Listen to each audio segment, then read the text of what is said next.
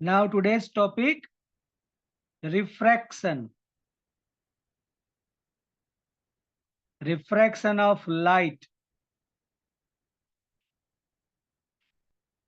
तो रिफ्रैक्शन हमें पता है कि whenever light ray enters from one medium to another medium, it is deviated from its original path. This phenomenon it's called refraction. अगर हम इसको समझे, चलो ये हम सोच लेते हैं कि this is the surface which separates the two medium. ये मीडियम अगर हम वन बोल दे तो this one is another medium as a medium two. जो भी हमें एंगल्स लेने होते हैं always with respect to normal. This is the normal of the surface. चलो अब यहां पर अगर हम सोच ले कि दिस इज इंसिडेंट रे.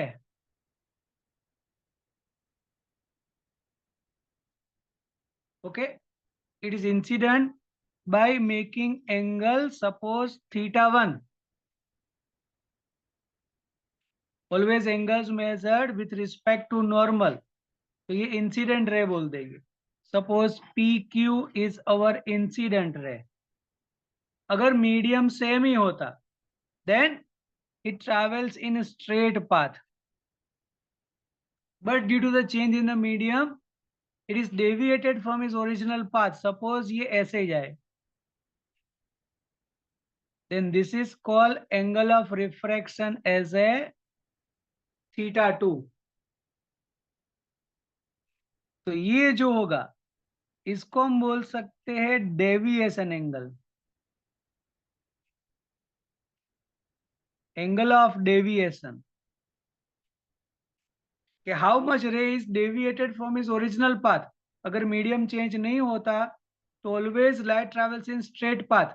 ये इसकी ओरिजिनल डायरेक्शन बोले. Due to change in the medium it is deviated. तो कितना डेविएट हुई, it's called it's deviation angle. तो डेविएशन एंगल हम कर सकते हैं. ये एंगल और ये पूरा एंगल सेम होगा. दैट मीन्स डेविएशन एंगल हम लिख सकते हैं थीटा 1 माइनस थीटा 2. ये जो एंगल है उसमें से मतलब ये भी पूरा ही होगा ऑपोजिट एंगल्स. तो पूरे एंगल में से इतना निकाल दो, इट्स कॉल्ड डेविएशन. तो ये भी कई बार पूछ सकते हैं कि डेविएशन एंगल कितना मिलेगा. तो बोलेंगे थीटा 1 माइनस थीटा 2. अब जो मीडियम है उसकी एक प्रॉपर्टी होती है जिसको बोलेंगे रिफ्रैक्टिव इंडेक्स. तो इसका ईटा 1 सेकंड मीडियम का eta 2. Eta it's called refractive index in which indicate the optical density of the medium. जो ईटा है जिसको आगे जाकर हम एन बोलेंगे तो भी कोई प्रॉब्लम नहीं है, लेकिन the symbol as a eta. Eta show करेगा optical density. Optical density of medium मतलब ऑप्टिकली कितना मीडियम डेंसर है या रेरर है वो हम ऑप्टिकल डेंसिटी से डिसाइड कर सकते हैं. हेलो। मतलब ईटा की वैल्यू से. जिसका कम होगा वो रेरर मीडियम बोलेंगे, जिसका ज्यादा होगा वो डेंसर मीडियम बोल सकते हैं. ये कोई नॉर्मल डेंसिटी नहीं है, ऑप्टिकल डेंसिटी मतलब लाइट रे कितना फास्ट या कितना स्लो मूव करेगी इन the medium, that depends on optical density. अगर यहाँ पर ऐसा बोल दे कि speed of light in medium 1 is v1, speed of light in medium 2 is v2. अभी ऐसा बोल दे n2 ग्रेटर देन n1, मतलब ये वाला डेंसर मीडियम हो जाएगा और इसको हम रेरर मीडियम बोल सकते हैं. अगर ये बोल दे ईटा 2 ग्रेटर देन ईटा 1 तो ये हो जाएगा हमारे लिए अभी रेरर मीडियम और ये हो जाएगा डेंसर मीडियम. तो डेंसर मीडियम में स्पीड कम होगी, मतलब बोल सकते हैं v2 लेस देन v1. उसकी स्पीड डेंसर मीडियम में कम हो जाएगी with respect to rarer medium. तो अगर यहाँ पर अब हमें डेफिनेशन देनी है रिफ्रैक्शन की तो बोल सकते हैं कि the phenomenon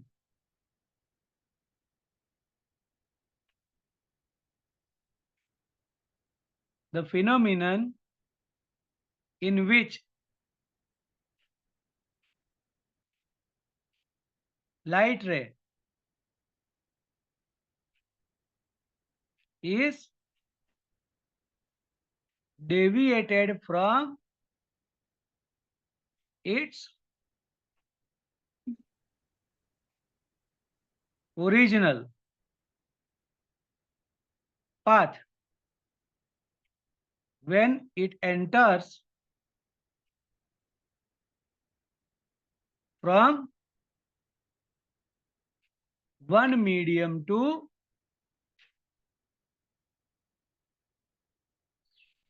another. It's called refraction of light. Whenever light ray enters from one medium to another medium, it deviated from its original path. अगर मीडियम चेंज नहीं होता तो ऐसे जाती, लेकिन यू चेंज द मीडियम, ये ऐसे गई, तो Q R is our refracted रे बोल देंगे. This phenomenon it's called refraction of light. अब यहां पर हमें इसके लॉज भी देने हैं, कि लॉज ऑफ रिफ्रैक्शन.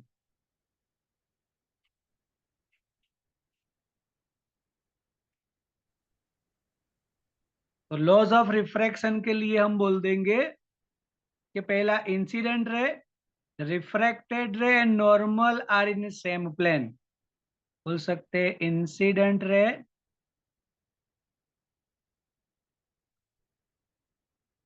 रिफ्रैक्टेड रे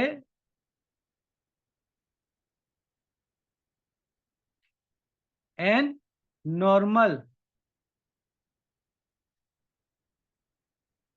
drawn at point of incident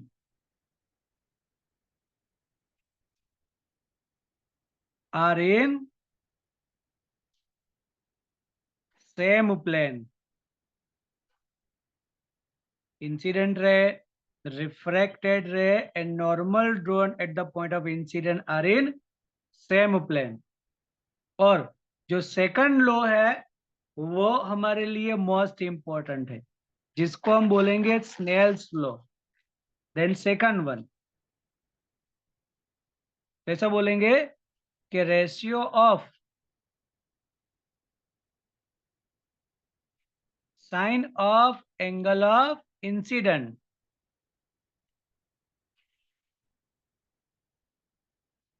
देखो, अगर हमें साइन थीटा लिखना है तो डायरेक्ट साइन थीटा लिख सकते हैं, लेकिन साइन में अगर एंगल ना लिखे तो स्पेलिंग लिखना पड़ेगा SINE. Sine of angle of incident and sine of angle of refraction is always constant. That means अगर ये हमारा रिफ्रैक्शन वाला पार्ट है, डायग्राम है, तो sine of angle of incident and sine of angle of refraction always remains constant. That means sin theta 1 upon sin theta 2 is constant. तो अब ये जो कांस्टेंट है, बस यहां पर इसी को हम बोल सकते हैं हमारा स्नेल्स लॉ, लेकिन अभी पूरा डिराइव करना बाकी है. यहाँ पर जो कांस्टेंट होगा sin theta 1 upon sin theta 2, that is constant. Constant nothing but refractive index, लेकिन किसका? of 2 with respect to 1. यहाँ पर क्या बोलेंगे? तो what is eta 21 is the refractive index. Refractive index of medium 2 with respect to medium 1. जो भी constant होगा वो eta 21, मतलब जहां पर रिफ्रैक्ट हो रही है लाइट वो मीडियम आएगा पहले, और जहां से आ रही है with respect to 1, refractive index of 2 with respect to 1. और इसी को हम लिख सकते हैं sine theta 1 upon sine theta 2 is eta 2 upon eta 1। मतलब ईटा 2 1 है तो ईटा 2 ऊपर और ईटा 1 नीचे। 2 1 तो ईटा 2 बाई ईटा 1। अगर हम यहाँ पर क्रॉस मल्टीप्लाई कर दे, it is eta 1 sine theta 1 is equal to eta 2 sine theta 2 या normal n1 sine theta 1 is equal to n2 sine theta 2। हम n1 n2 बोल सकते हैं लेकिन it's not n, it is refractive index. ऐसा याद करना, बाकी प्रोनाउंसिएशन हम लिख सकते हैं, ऐसे बोल सकते हैं n1 sin theta 1 is equal to n2 sin theta 1। This is our Snell's law.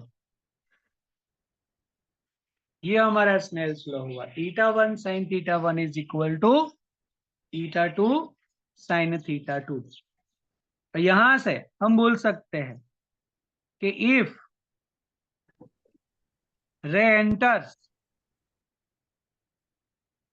From rarer to denser medium. देखो रेरर टू डेंसर, तो ये रेरर है हमारे लिए, ये डेंसर है, तो ये denser medium divided by rarer.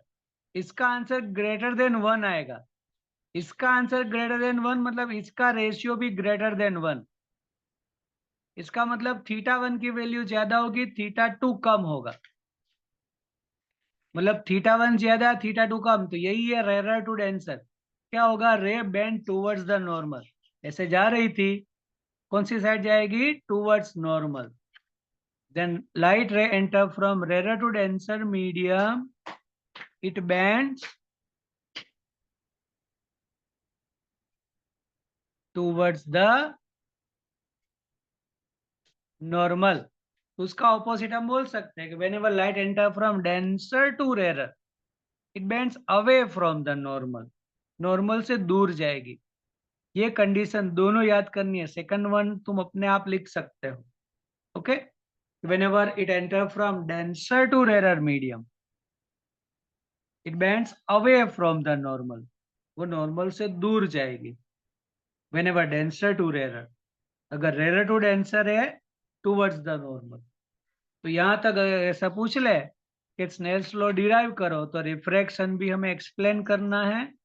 In laws of refraction करके स्नेल्स लॉ डिराइव करो। n1 sin theta 1 is equal to n2 sin theta 2। अब यहां से थोड़ी हमें कुछ एक्स्ट्रा चीजें करनी है एमसीक्यू के लिए। बहुत सारी चीजें यहां से पूछ सकते हैं।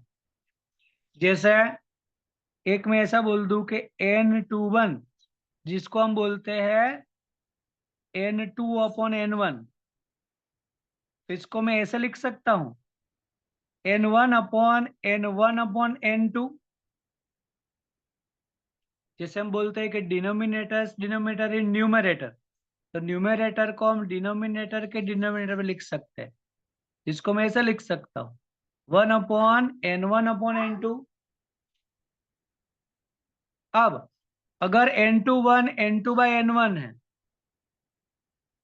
तो n1 अपॉन n2 में लिख सकता हूं 1 अपॉन एज ए n12।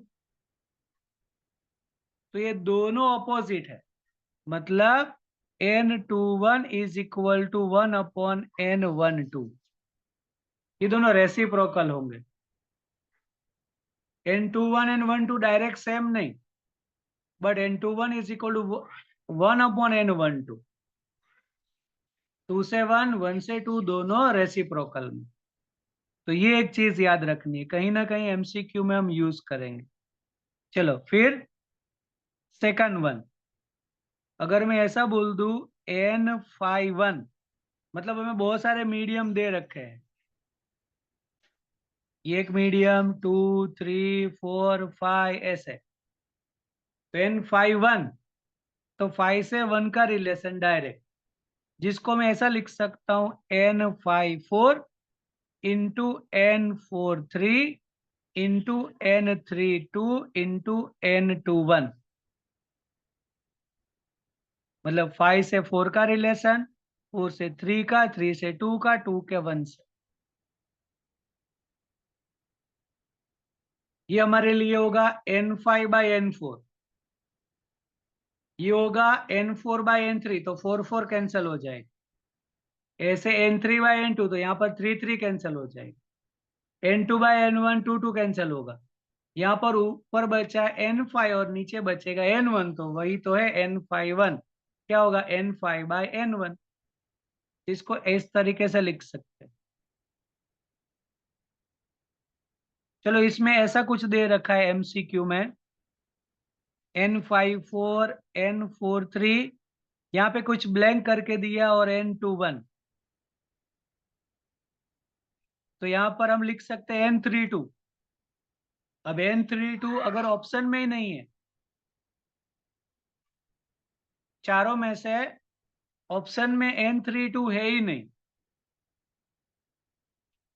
और n3/n2 भी नहीं है, तो उसकी जगह पर ऐसा हो सकता है 1/n23, क्योंकि 1/n23 इज n3/2। 3/2 की जगह पर ऐसा लिख सकते हैं हम। तो ये ऑप्शन में हम चूज कर सकते हैं, और ये सही होगा 1/n23 इंस्टेड ऑफ n3/2, क्योंकि दोनों रेसिप्रोकल है। ओके, चलो एक और चीज, जैसे बोल देते ईटा, जिसको बोलेंगे एब्सोल्यूट रिफ्रैक्टिव इंडेक्स, और उसका एक फॉर्मूला अलग से होगा c/v, जैसे आगे चैप्टर में हमने पढ़ रखा है। Eta is equal to c/v, speed of light in medium with respect to vacuum, it's called c/v। तो यहां से हम बोल सकते हैं eta is inversely proportional to the speed, otherwise speed is inversely proportional to the eta, v is inversely proportional to eta। अगर ये denser हुआ तो स्पीड कम होगी, रेयर हुआ तो स्पीड ज्यादा होगी, वही तो हमने आगे लिखा था कि डेंसर मीडियम स्पीड कम हो जाती है, तो v is inversely proportional to eta. इसमें हमने एक और चीज पढ़ रखी है कि v is equal to nu lambda. Nu it's called frequency of light, and lambda it's called wavelength.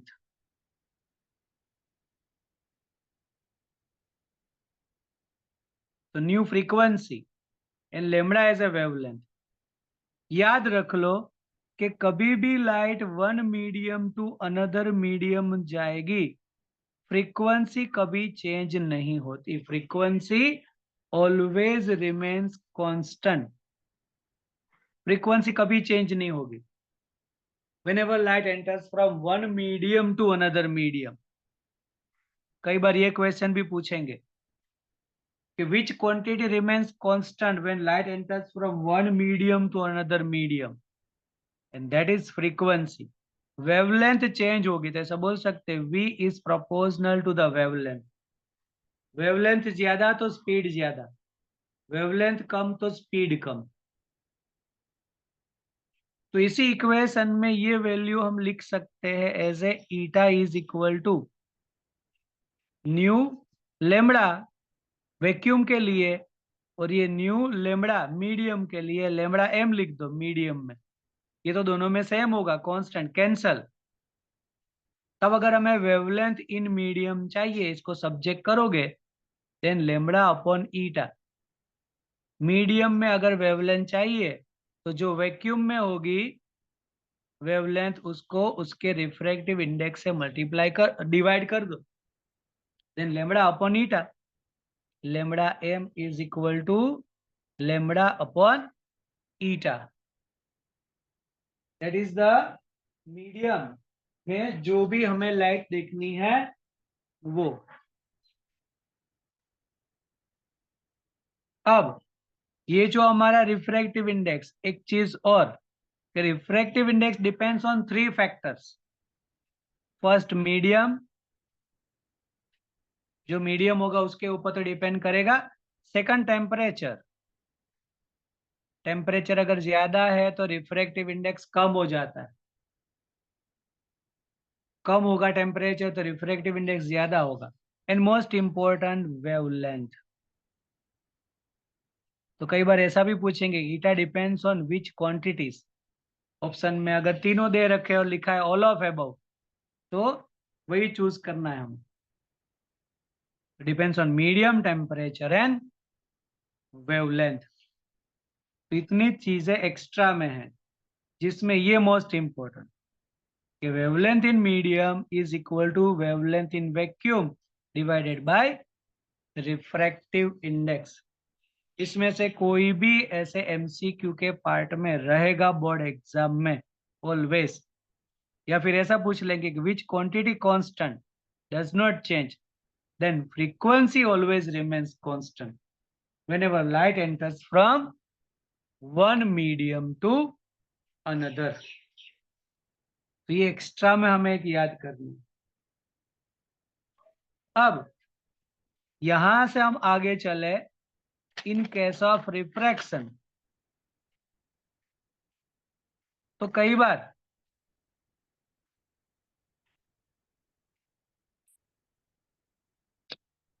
Real position apparent position की अगर हम बात करें, तो एक पानी की बाल्टी ले लो, पहले तो उसको एम्प्टी करो, मतलब खाली कर दो उसको, ऐसे खाली ही ले लो, और उसका बॉटम देखो, और उसको पानी से भर दो, और फिर उसका बॉटम देखो। क्या होगा? हमें थोड़ा ऐसा लगेगा कि बॉटम थोड़ा ऊपर आ गया है ना। अगर खाली बाल्टी है, उसका बॉटम देखो और उसको पानी से भर दो, और फिर उसका बॉटम देखने की ट्राई करो, तुम्हें उसकी रियल पोजीशन नहीं दिखेगी। जो बॉटम यहां पर है, तो वो जब पानी से भर देंगे बाल्टी, तो ऐसा लगेगा कि बॉटम थोड़ा ऊपर आ गया है, उसके में रियल नहीं अपेरेंट पोजीशन दिखेगी। तो वही रिलेशन हमें डिराइव करना है कि रिलेशन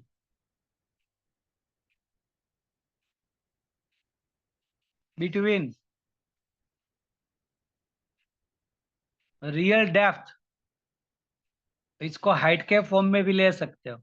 रियल को हम बोलेंगे H O, and apparent depth जिसको एच आई बोलेंगे। Relation between real depth and apparent depth. चलो उसका पहले डायग्राम अगर हम सोच ले कि ये कोई भी हमारा वेसल है ऐसा, और यहां तक हमने कुछ भी पानी भर दिया है, चलो, और यहाँ कहीं पर भी कॉइन, ऐसा कोई कॉइन पड़ा है बॉटम पे, तो जो भी हमें हाइट या फिर डेप्थ मेजर करनी है from surface of the liquid, मतलब सरफेस से कॉइन का डिस्टेंस जो रियल है, ऑब्जेक्ट है, क्योंकि रियली ऑब्जेक्ट यहाँ पर है, दैट इज एच ओ। अब अगर हम यहाँ पर इसकी लाइट रेज ड्रॉ करें, तो एक लाइट रे ऐसी होगी,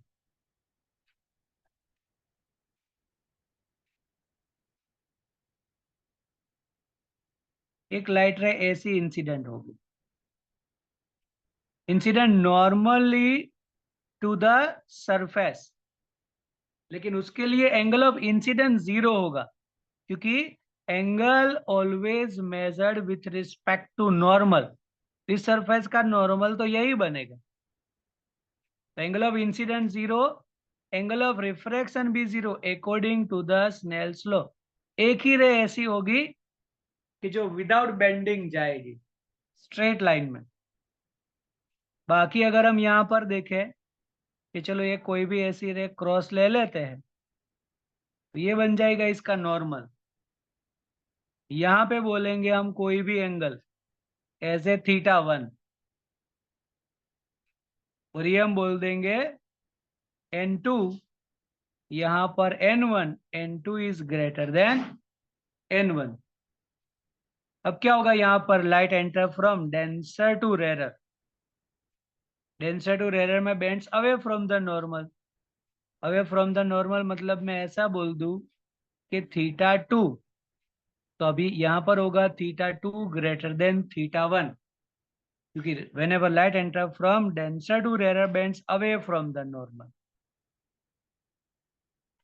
away from the normal।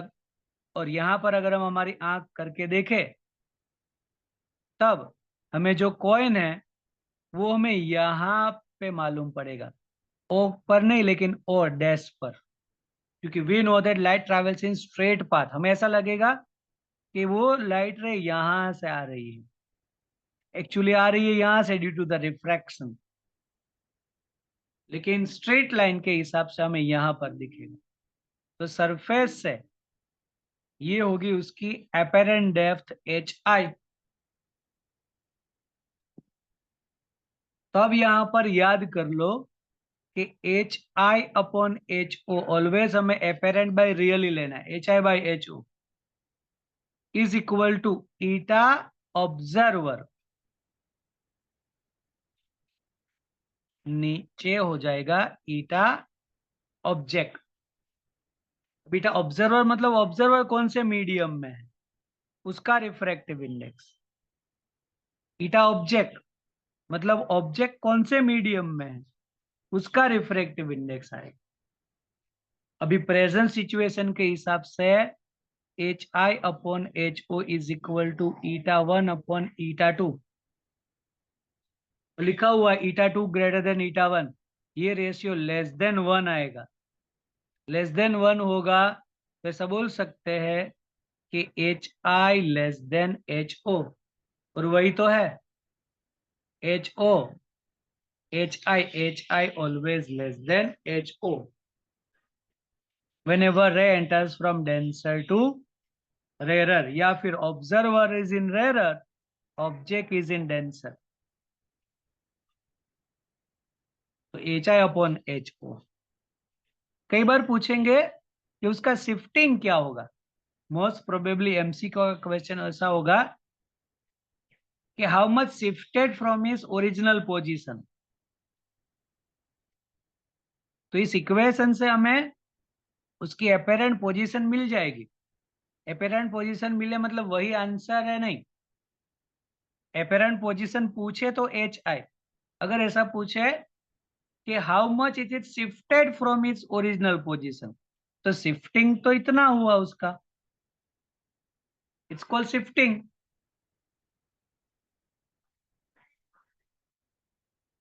तो shifting h o minus h i, MCQ के लिए पूछ सकते हैं शिफ्टिंग।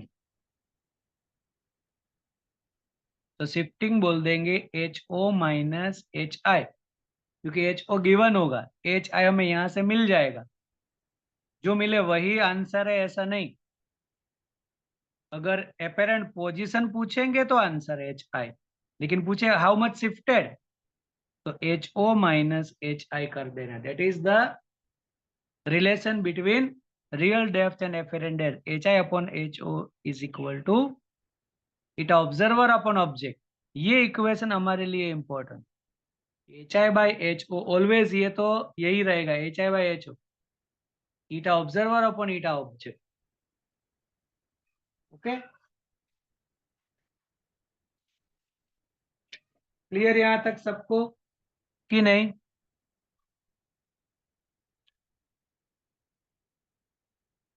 कोई प्रॉब्लम? चलो, तो यहां से आगे बढ़े। एक और केस हमें करना है for the refraction and most important total internal reflection. Case of total internal reflection. तो टोटल इंटरनल रिफ्लेक्शन में ऐसा बोल दो कि सपोज ये कोई भी surface which separates the two medium. हम ऐसा बोल सकते हैं यहाँ पर कि हमने कुछ भी एक ऐसा वेसल ले रखा है और जिसके अंदर हमने पूरा ऐसे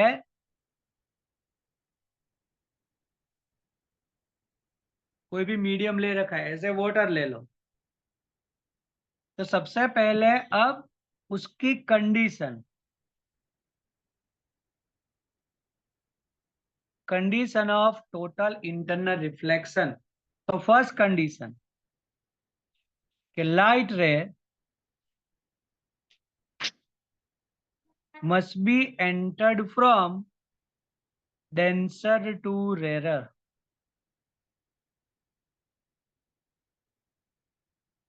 denser to rarer medium। इसका मतलब रेरर टू डेंसर में कभी टोटल इंटरनल रिफ्लेक्शन नहीं होगा। लेकिन अगर हम ऐसा सोचे कि डेंसर टू रेरर है तो 100% होगा, ऐसा नहीं।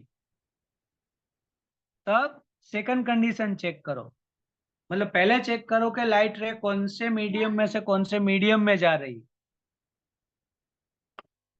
अगर डेंसर टू रेरर मीडियम में है तो फिर सेकंड कंडीशन चेक करनी है, angle of incident, angle of incident must be greater than critical angle. Critical angle को हम सी से डिनोट करेंगे। एंगल ऑफ इंसिडेंट क्या होना चाहिए, must be greater than critical angle. Critical क्या है वो देखते हैं अभी। तो यहां पर हमने बोल दिया है कि ये कोई भी एक डेंसर मीडियम, चलो रिफ्रैक्टिव इंडेक्स n2, आउटसाइड का refractive index n1, n2 greater than n1। चलो यहां पर कोई भी एक लाइट सोर्स है, जैसे ए, एक ही लाइट रे ऐसी मिलेगी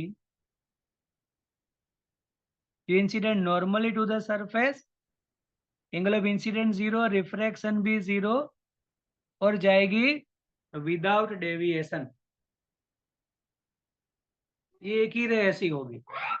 चलो अगर मैं दूसरी रे ले लूं, अब रे ए बी वन, यहां पर मैं एंगल ले रहा हूं as a θ1। Light ray enters from denser to rarer, बोलेंगे bends away from the normal, मतलब ये होगा θ2, और θ2 ग्रेटर देन θ1। चलो एक और थोड़ी रे कंसीडर करते हैं, थोड़े दूर, ए बी टू, और उसके लिए मैं θ1 डैश बोलूं। तो जैसे जैसे रे हम थोड़ी दूर करते जाएंगे, क्रॉसनेस है वो बढ़ती जाएगी, मतलब जैसे ज्यादा क्रॉस होगी वो। तो θ1 dash greater than θ1, ray enters from denser to rarer, away from the normal, θ2 dash, तो θ2 डैश θ2 से ज्यादा होगा। अगर हम बोले कि ये 10 है और ये 12 है, अगर मैं ये 12 कर दूं तो ये वाला 12 से ज्यादा ही रहेगा, bends away from the normal. तो एक ऐसी कंडीशन मिल सकती है कि कोई भी रे ए बी थ्री के लिए जो लाइट रे ऐसे एंगल ऑफ इंसिडेंट हमें इंक्रीज करते जाए, मतलब रे थोड़ी दूर दूर लेते जाएंगे, angle of incident increases, angle of refraction also increases. तो एक कंडीशन में ऐसा हो सकता है कि light ray remains parallel to the surface, उस टाइम पर एंगल ऑफ रिफ्रैक्शन होगा 90 डिग्री, और उस टाइम का एंगल को बोलेंगे critical angle. It's called critical angle. अब अगर हमें क्रिटिकल एंगल डिफाइन करना है, जैसे बोल सकते हैं the angle of incident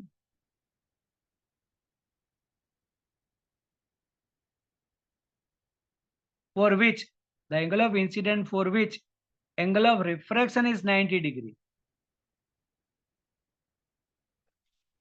angle of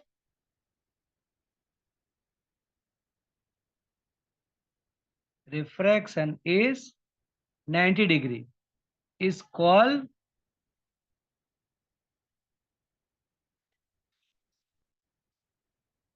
critical angle of denser medium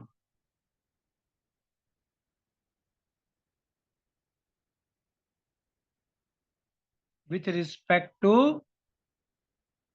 rarer medium, इसको critical angle C. So angle of incident for which angle of refraction is 90 degree, it's called critical angle of denser medium. With respect to rarer, मतलब याद रखो critical angle always is in denser medium. Critical angle always is in denser medium. अब अगर मैं यहां से कोई भी रे ऐसी कंसीडर करूं AB4, तो उसके लिए अब एंगल ऑफ इंसिडेंट होगा ग्रेटर देन क्रिटिकल एंगल। जैसे जैसे रे हम आगे सोचते हैं एंगल ऑफ इंसिडेंट इंक्रीजेस, तो यहाँ पर क्रिटिकल, तो यहाँ क्रिटिकल से ज्यादा, यहाँ पर 90 डिग्री है। अगर एंगल बढ़ेगा तो ये एंगल 90 से भी ज्यादा, 90 से भी ज्यादा होगा, then ray is total internally reflected. Okay, इसको बोलेंगे टोटल इंटरनल रिफ्लेक्शन।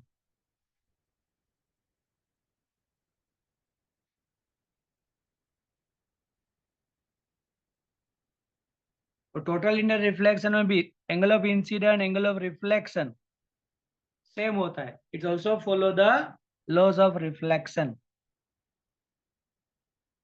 तो अगर हम यहाँ कहीं से देखेंगे तो लाइट रे हमें थोड़ी बाहर दिखेगी, क्योंकि लाइट रे बाहर भी आ रही है, लेकिन यहाँ से ऑब्जर्व करेंगे कोई लाइट बाहर ही नहीं आ रही। It's gets total internally reflected. This phenomenon is called total internal reflection. अब थोड़ा बहुत हमें ये जो डायग्राम ड्रॉ किया उसका डिस्क्रिप्शन तुम्हें लिखना है अपने आप। ए बी के लिए, AB1 के लिए, AB2, AB3 जो मैंने बोला है, AB1 के लिए θ1, ये θ2। Now choose another ray, then θ1 से ग्रेटर होगा तो अबे नॉर्मल से, तो θ2 से भी ये एंगल ज्यादा होगा, तो कोई एक बार ऐसा हो जाएगा कि remains parallel to the surface, और उससे आगे अगर हम इंसिडेंट करेंगे गेट्स टोटल इंटरनल रिफ्लेक्ट। ऐसा लिख देना है डायग्राम से, डिस्क्रिप्शन लिख देना है। अब यहाँ पर हमें स्नेल्स लॉ अप्लाई करना है यूजिंग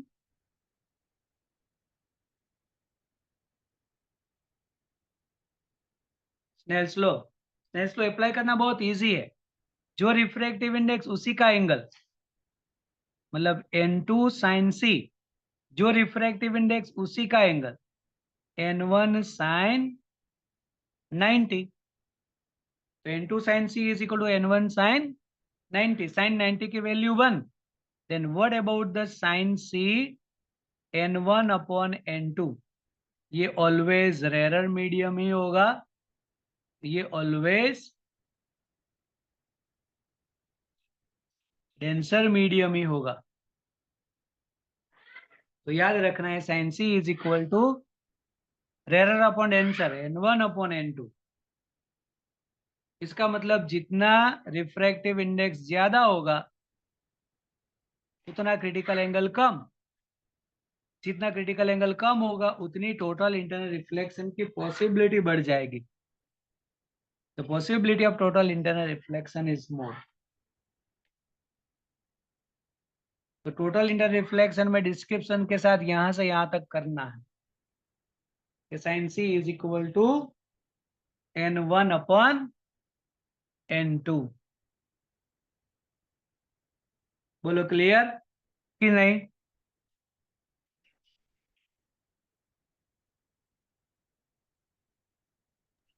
सर एक बार डायग्राम समझा दो ना। चलो फिर से डायग्राम बता रहा हूं कि ये डेंसर है, ये सेपरेट कर रहा है, मतलब ऊपर रेरर है, हमने लिख दिया N2 ग्रेटर देन N1। क्यों? उसकी कंडीशन होनी चाहिए डेंसर टू रेरर होगा तो ही टोटल इंटरनल रिफ्लेक्शन हो सकता है। तो एक रे तो ऐसी जाएगी ए बी विदाउट डेविएशन, क्योंकि एंगल ऑफ इंसिडेंट जीरो, तो एंगल ऑफ रिफ्रैक्शन भी जीरो। चलो एक रे आप थोड़े यहां से दूर कंसीडर करते हैं, क्योंकि लाइट सोर्स है, this is our light source.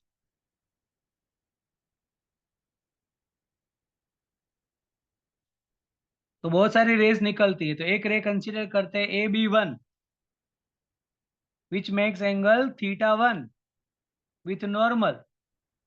Ray enter from denser to rarer, bends away from the normal. So θ2 should be greater than θ1. चलो इससे भी थोड़ी दूर, जैसे जैसे रे हम दूर कंसीडर करेंगे ये रे ऐसी क्रॉस हो जाती है, जितनी क्रॉस होगी एंगल बढ़ेगा।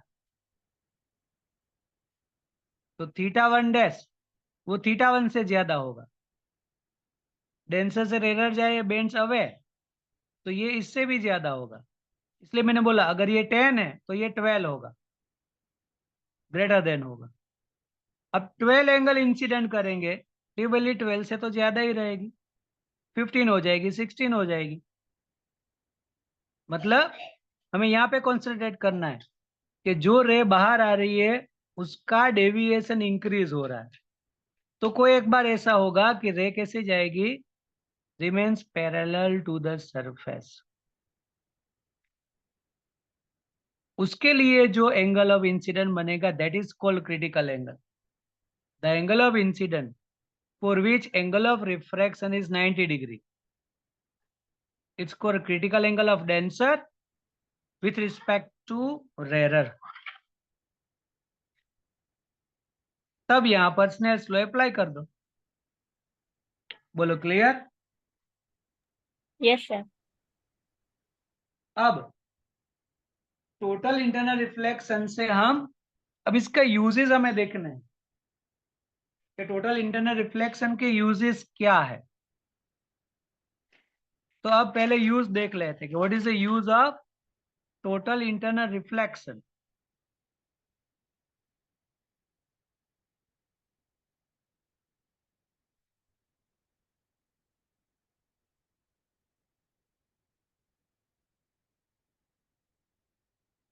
शॉर्ट फॉर्म में उसको TIR बोल सकते हैं, टोटल इंटरनल रिफ्लेक्शन। तो उसका पहला यूज जिसको हम बोलते हैं मिरेज फॉर्मेशन।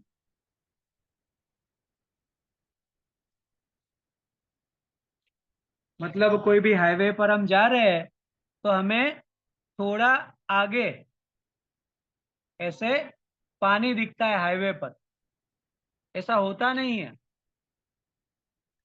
लेकिन ऐसा दिखेगा, दैट इज मिरेज फॉर्मेशन। इसको मिरेज फॉर्मेशन बोलते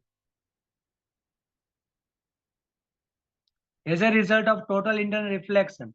सेकंड वन, डायमंड।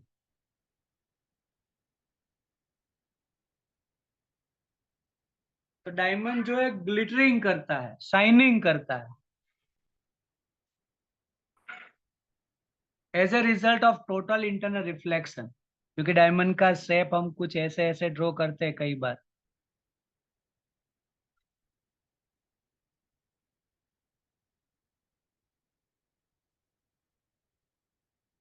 तो 3 डायमेंशन में उसका शेप ऐसा होगा, प्लस डायमंड का रिफ्रैक्टिव इंडेक्स याद कर लो 2.42 होता है। तो जितना ज्यादा होगा डेंसर उतना क्रिटिकल एंगल कम होगा। तो कोई भी रे एंटर होगी बाहर से, it's gets many times total internal reflected, इसलिए वो ग्लिटरिंग करता है, शाइन करता है। तो इसका यूज ऐसे होगा, डायमंड के अंदर यूज होता है practically as a total internal reflection. फिर थर्ड, हम लाइट रे को प्रिज्म के यूज से 90 डिग्री और 180 डिग्री पर डेविएट कर सकते हैं। Using prism light ray is deviated by 90 degree और 180 डिग्री। चलो 90 डिग्री के लिए ऐसा सोचते हैं, ये कोई भी एक हमारा प्रिज्म है मेड अप ऑफ ग्लास, जिसका ईटा है 1.5। अब अगर हम विथ रिस्पेक्ट टू एयर ले ले तो हमारे पास फॉर्मूला है sin C is equal to air upon medium तो हो जाएगा 1.5। ऊपर रेयर नीचे डेंसर, ऊपर एयर तो 1, डेंसर तो 1.5। तो 1/1.5 की वैल्यू होगी 0.66666, मतलब 7 लिख सकते हैं लास्ट में। और साइन के टेबल में देख लो तो अगर हमें सी की वैल्यू नियर अबाउट 41 डिग्री तक मिलेगी, मतलब ग्लास के लिए क्रिटिकल एंगल क्या होगा, 41 डिग्री। अगर 41 से ज्यादा पर इंसिडेंट हो रही है कोई भी रे, गेट्स टोटल इंटरनली रिफ्लेक्टेड। तो चलो उसके लिए मैं कोई भी ऑब्जेक्ट ले रहा हूं ए बी, उसमें से लाइट रे यहाँ पर इंसिडेंट हो रही है नॉर्मली टू द सरफेस। तो नॉर्मल के लिए तो एंगल ऑफ इंसिडेंट 0, वो जो रे है वो अंदर स्ट्रेट लाइन में ही जाएगी विदाउट डेविएशन। तो इस साइड के लिए हम बोल देंगे एंगल ऑफ इंसिडेंट, ये 90 डिग्री है। अगर इसको हम आइसोसेलेस मान ले तो ये और ये दोनों एंगल हो जाएंगे 45 डिग्री। तो यहां पर ये भी 90 डिग्री होगा।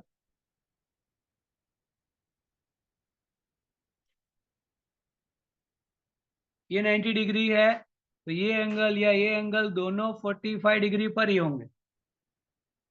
That means incident greater than critical angle. अब ये यहां से बाहर नहीं आएगी रे, गेट्स टोटल इंटरनली रिफ्लेक्टेड। ये ऐसे जाएगी, ये भी ऐसे जाएगी। Incident normally on the another surface, normally होगी तो ऐसी की ऐसी बाहर आएगी।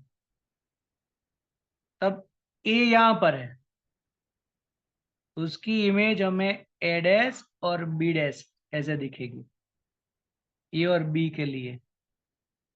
तो जो वर्टिकल है वो हॉरिजॉन्टल बन जाएगी, हॉरिजॉन्टल है वर्टिकल बन जाएगी with 90 degree deviation from its original path. दोनों रे 90 पर ही डेविएट हो रही, तो मिनिमम 90 पर हम इसको डेविएट कर सकते हैं। ऐसे 180 पर भी कर सकते हैं। 180 के लिए प्रिज्म को हमें ऐसा रख देना पड़े,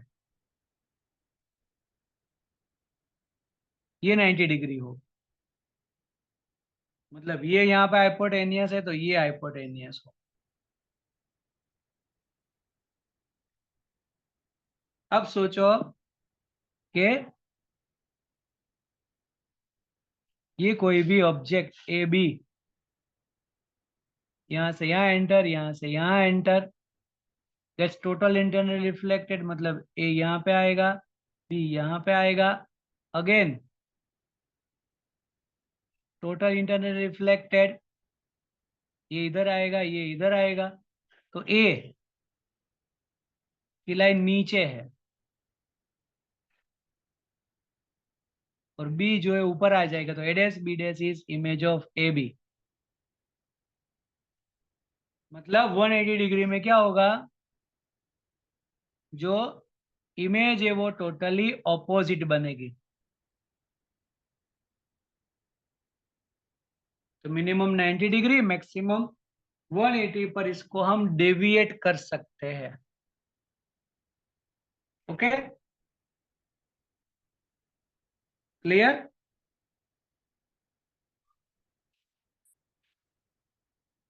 कोई प्रॉब्लम है तो बता दो यहां तक।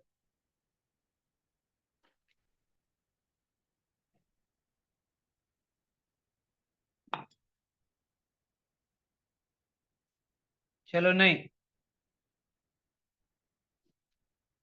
तो अब इसी का फोर्थ यूज है in optical fibre. In optical fiber, we are using the phenomenon of total internal reflection. Optical fibre मतलब अभी जो भी पॉपुलर है वही, जो जियो फाइबर हम बोलते हैं, जीटीपीएल फाइबर बोलते हैं, जो हमें नेट की स्पीड ज्यादा देगी नॉर्मली से ऑप्टिकल फाइबर, मतलब फाइबर कनेक्शन अच्छा है, ऐसा ही बोलते हैं कि फाइबर लगा दो, जियो फाइबर लगा दो, जीटीपीएल फाइबर लगा दो, ओके, तो हमें स्पीड ज्यादा मिलती। तो ऑप्टिकल फाइबर के अंदर फिनोमिनन यूज होती है टोटल इंटरनल रिफ्लेक्शन। लेकिन अब अगर ऐसा पूछ ले कोई कि ऑप्टिकल फाइबर का यूज क्या होगा, कि where the optical fibre used, तो ऑप्टिकल फाइबर का यूज पहला है इन कम्युनिकेशन, जो अभी हम कर रहे हैं। सभी लोग अलग अलग सीटी में बैठे हैं यहाँ पर, ओके, और यहां से हम कम्युनिकेट कर रहे हैं कि भाई समझ में आया कि नहीं आया, क्या प्रॉब्लम है, कहाँ पर प्रॉब्लम है, आवाज आ रही है कि नहीं, वीडियो बराबर है कि नहीं। और यहाँ पर भी मेरे घर पे भी फाइबर कनेक्शन है, तो तुम्हारे पास जो भी क्लियरनेस आ रही है, ऐसे कम्युनिकेशन हुआ ये। Second, optical fibre use in endoscopy.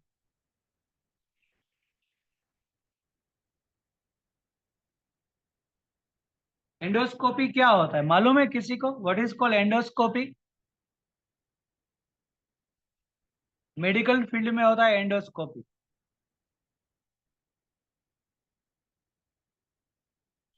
अगर याद है तो बोलो क्या होता है एंडोस्कोपी, कहीं पर भी सुना हो। जब भी हमें पेट के अंदर स्टमक में कहीं ना कहीं ऐसी गैस्ट्रिक प्रॉब्लम होगी, या इंटेस्टाइन में कहीं पर भी प्रॉब्लम होगी, तो क्या करते हैं कि माउथ से, मुंह द्वारा ऐसे एक पाइपलाइन अंदर डालते हैं। वो पाइपलाइन नहीं है, वो क्या है, ऑप्टिकल फाइबर। हम सिंपल वर्ड में बोलेंगे तो पाइप, फिजिकल वर्ड जो है वो बोलेंगे तो ऑप्टिकल फाइबर। और फिर अंदर का जो भी प्रॉब्लम है वो हमें स्क्रीन पे डायरेक्ट दिखेगा, कैमरा के साथ, लाइट के साथ वो अंदर डाल देते हैं मुंह से। तो गैस्ट्रिक प्रॉब्लम में जो भी कोई प्रॉब्लम होगा तो अंदर वो दिखाई देगा, तो वो होता है एंडोस्कोपी। हमें पर्टिकुलर करना है ऑप्टिकल फाइबर, तो अलग से इसका जो यूज है, ऑप्टिकल फाइबर।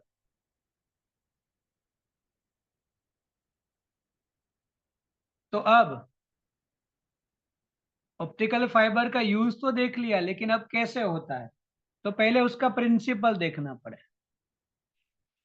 कि कौन से प्रिंसिपल पे वो वर्क करता है। तो वो तो होगा ही TIR, ऐसे नहीं लिखना है तुम्हें, पूरा लिखना है टोटल इंटरनल रिफ्लेक्शन, मैंने शॉर्ट फॉर्म में लिख दिया। चलो अब उसकी साइज क्या होगी, साइज मतलब diameter. What about the diameter? तो डायमीटर याद रखो उसका 10 माइक्रोमीटर टू 100 माइक्रोमीटर, मतलब जो हमारा सिंगल हेयर है ना, बस उससे या उससे थोड़ा डायमीटर में ज्यादा, थिकनेस ज्यादा होगी, 10 टू 100 माइक्रोमीटर। फिर अब बनता किस में से है वो, मटेरियल कौन सा होगा उसका, तो मेड फ्रॉम फ्यूज क्वार्ट्स।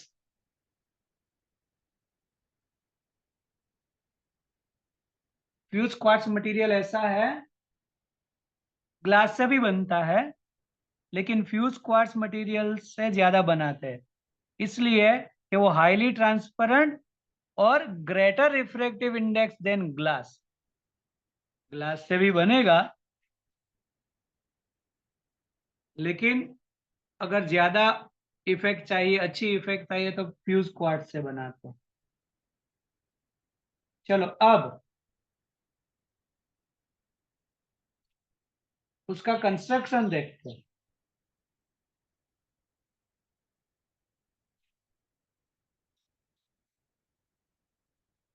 तो अगर इसका हम इसका छोटा पार्ट ले ले कि ये हमारा कोई भी एक ऑप्टिकल फाइबर का एक छोटा सा टुकड़ा, लेकिन ऑप्टिकल फाइबर कभी भी होलो नहीं होता, ऑलवेज सॉलिड, ये सॉलिड होता है। ऑप्टिकल फाइबर जो है वो सॉलिड होता है, याद रखना, इसीलिए हम ऐसा ड्रॉ कर रहे हैं, ये सॉलिड होता है। सपोज उसका रिफ्रैक्टिव इंडेक्स में ईटा 2 बोल दूं और उसके ऊपर एक क्लेडिंग भी लगाते हैं,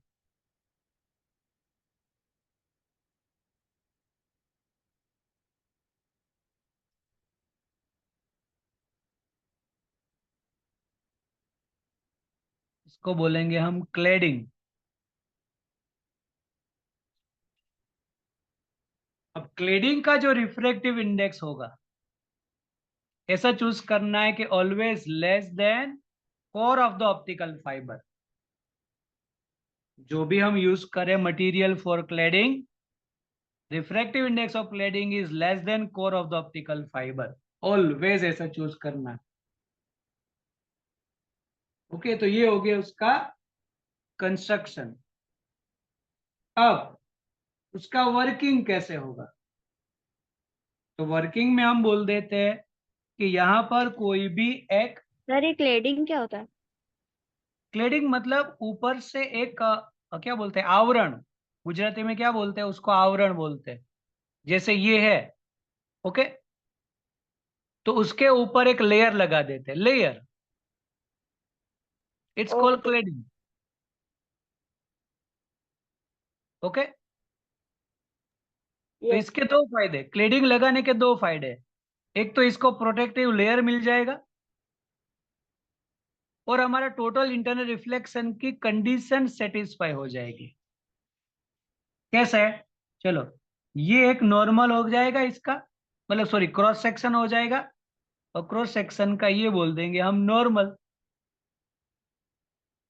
अब अगर कोई भी एक रे ले लो आउटसाइड से, बाय मेकिंग एंगल कुछ भी, तो बाहर से अंदर आ रही है तो रेयर टू डेंसर जाएगी, बेंड टूवर्ड्स द नॉर्मल, मतलब रे ऐसे जाएगी और यहाँ पे कुछ एंगल बनेगा।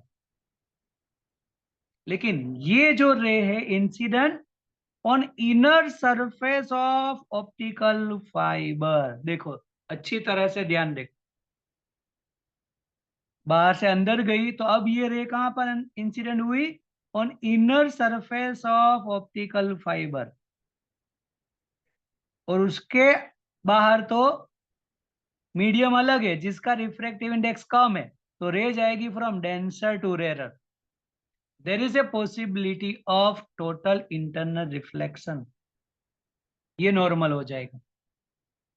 तो अगर ये एंगल क्रिटिकल से ज्यादा है, then it's gets total internally reflected, या एक बार इंटरनल रिफ्लेक्शन हुआ ना, तो फिर तो बहुत बार इंटरनल रिफ्लेक्शन होगा, एन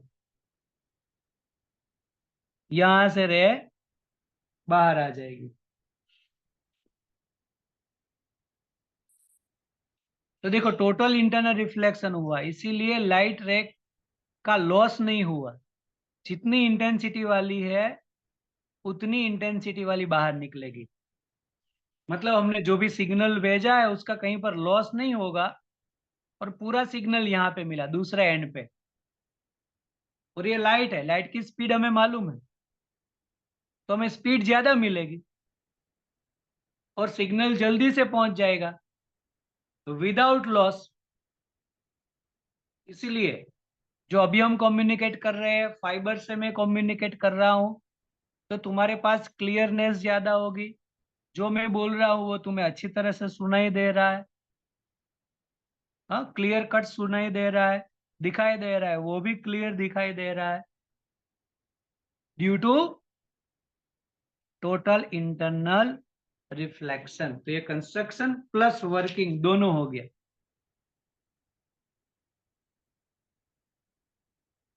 कंस्ट्रक्शन एंड वर्किंग।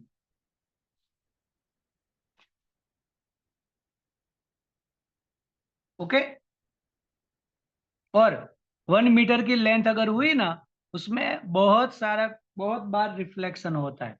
ये तो हमने सिर्फ एक्सप्लेनेशन के लिए दिया, बाकी एक टुकड़े के अंदर तो ऐसे जाती है rays. Many times total internally reflected can come out from another end. ये तो सिर्फ हमने समझने के लिए किया। बोलो क्लियर कि नहीं? ये इंपॉर्टेंट है। हाँ, कई बार ये अलग से भी पूछते हैं कि explain the total internal reflection in optical fibre. ये एक्सप्लेन ओनली ऑप्टिकल फाइबर। तो देखो, इतना नहीं लिखना है, अब इसका पूरा डिस्क्रिप्शन तुम्हें लिखना है। ये जो मैंने बोला है वो पूरा लिखना है, इसमें कोई मैथमेटिकल स्टेप नहीं है, लेकिन पूरा लिखना पड़ेगा। इसके यूजेस के साथ हमने यूज आगे बोल दिए, यूज्ड इन कम्युनिकेशन, फिर एंडोस्कोपी, तो वो सब कुछ लिख देना है। डेकोरेटिव लैंप अगर एक और यूज कर देना है तो लिख सकते हैं यहाँ पर। क्या? डेकोरेटिव लैंप के अंदर देखा है ऐसे? डेकोरेटिव लैंप देखा है?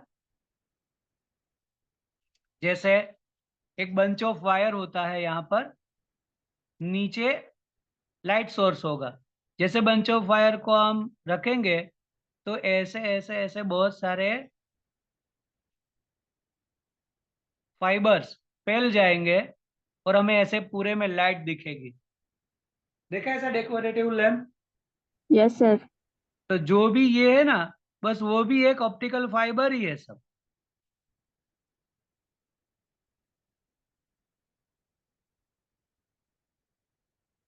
बोलो क्लियर? यस।